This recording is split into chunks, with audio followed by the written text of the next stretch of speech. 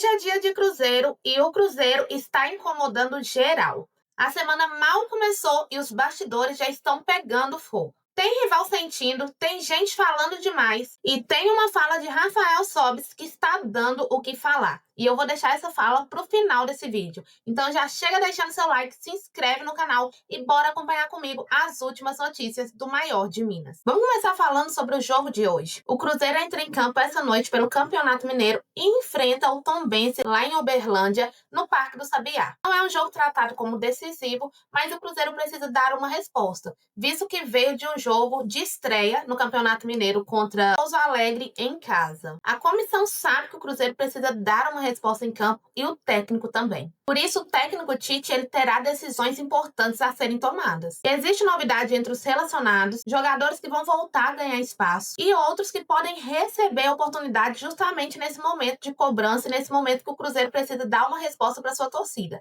A tendência é de um time competitivo, buscando intensidade e principalmente resultado, para aliviar o ambiente e permitir uma semana mais tranquila de trabalho. Nomes como Otávio, Jonathan Jesus, João Marcelo, Rian Guilherme devem estar presentes na equipe. No meio fica a expectativa sobre quem vai ganhar espaço: Japa, Murilo Hickman ou até mesmo a variação com o Rodriguinho mais adiantado. No ataque, a chance é de vermos Chico da Costa e Arroio entre os titulares, com a disputa aberta pela última vaga entre Kaique Kent e Ryan Lelis. O técnico Tite ainda vai definir a formação, mas a ideia é clara: mais intensidade, mais competitividade e busca pelo resultado. Vamos ver o que a mídia tá falando sobre esse jogo? E o Cruzeiro que tem novidades, né? O Arroio e o Chico da Costa estão entre os convocados para o duelo de hoje.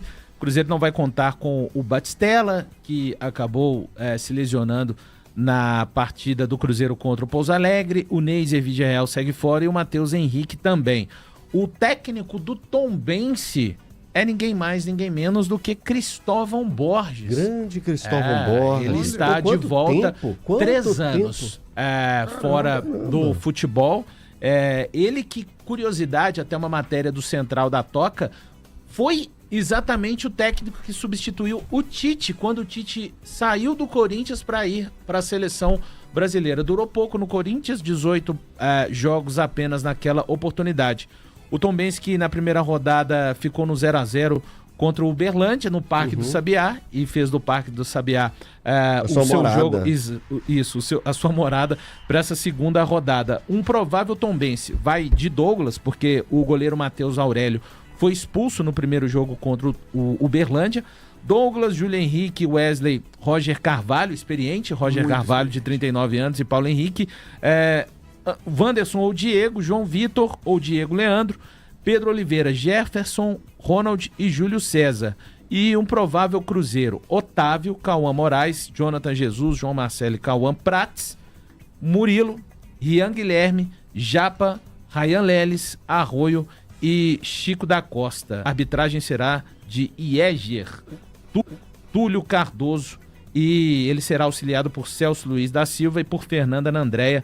O Marco Aurélio Augusto Fazeca será o árbitro de vídeo. A gente tá falando de Chico da Costa e Arroio porque eles aparecem no material nas do Cruzeiro, imagens, né? Sim, sim. E assim, a primeira foto é do Tite, aí a segunda é do Chico da Costa, a terceira é do Arroio. 2 reforços de peso, eu digo assim, a gente considerando que esse time do Cruzeiro é praticamente um time de garotos, né? Então você coloca um garoto, mais um garoto que arrebentou na temporada passada, que é o Arroio, e o Chico da Costa com experiência e uma característica que o elenco Cruzeiro, não tem tanto. Esse elenco não tem, né? Esse elenco que tá indo. O Cruzeiro eu acho que sofreu muito com isso no jogo contra o Pouso Alegre, porque acabou não tendo o Neiser, que é mais um garoto, mas é um atacante, né? Um homem de finalização, né? Então o Cruzeiro meio que ficou sem essa opção. O Ryan Lelis tem essa característica, ficou sem peso na área. Exatamente, é um jogador de muita flutuação, o Ryan, né? Agora sim, o Cruzeiro tem um jogador de área. E aí, torcedor, o que você acha dessa possível escalação do Cruzeiro para enfrentar o Tombense na noite de hoje? Vamos falar sobre a chegada de Gerson. A chegada do Gerson mexeu com o ambiente do futebol brasileiro.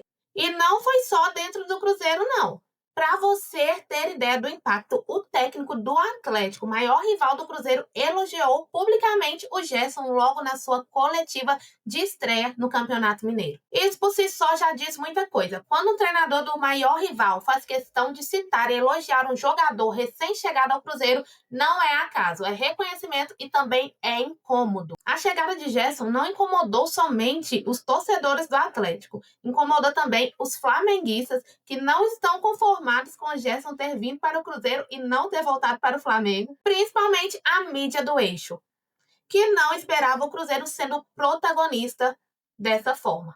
E a mídia do eixo sempre foi assim. Quando se trata de Cruzeiro, eles tentam descredibilizar tudo que o Cruzeiro faz. Então, a contratação de Gerson, eles começam a colocar defeito. Se fosse Gerson contratado pelo Flamengo, pelo Palmeiras, vocês iriam ver a diferença do discurso dessa mídia. E agora começaram a falar e dar muita credibilidade à possível contratação de Paquetá no Flamengo, inclusive falando que Paquetá é melhor do que Gerson. Agora eu quero saber de você a sua opinião.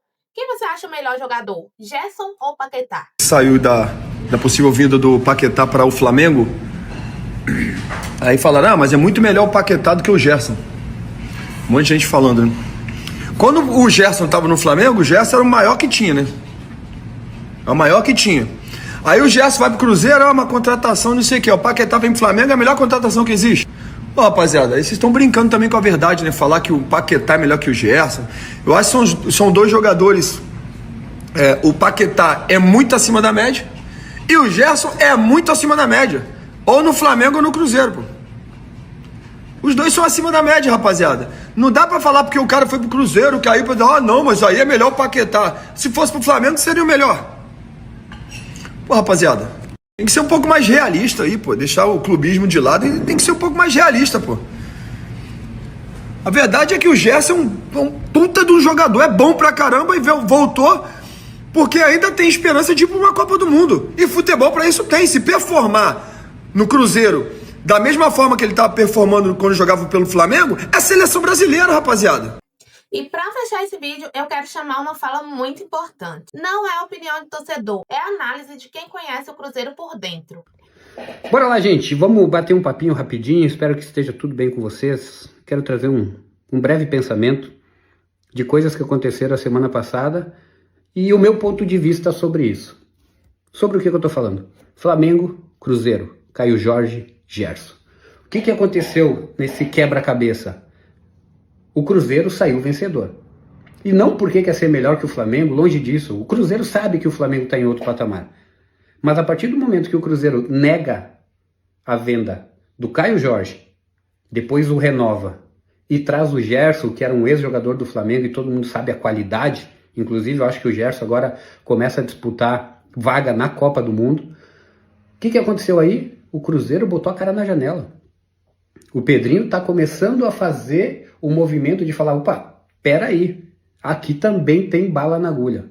Né? Para todos os clubes do Brasil, a proposta pelo Caio Jorge seria irrecusável, seria vendido. Cruzeiro bancou. Isso é muito importante pro futebol brasileiro, né? Temos o Flamengo que está em outro patamar, o próprio Cruzeiro sabe disso.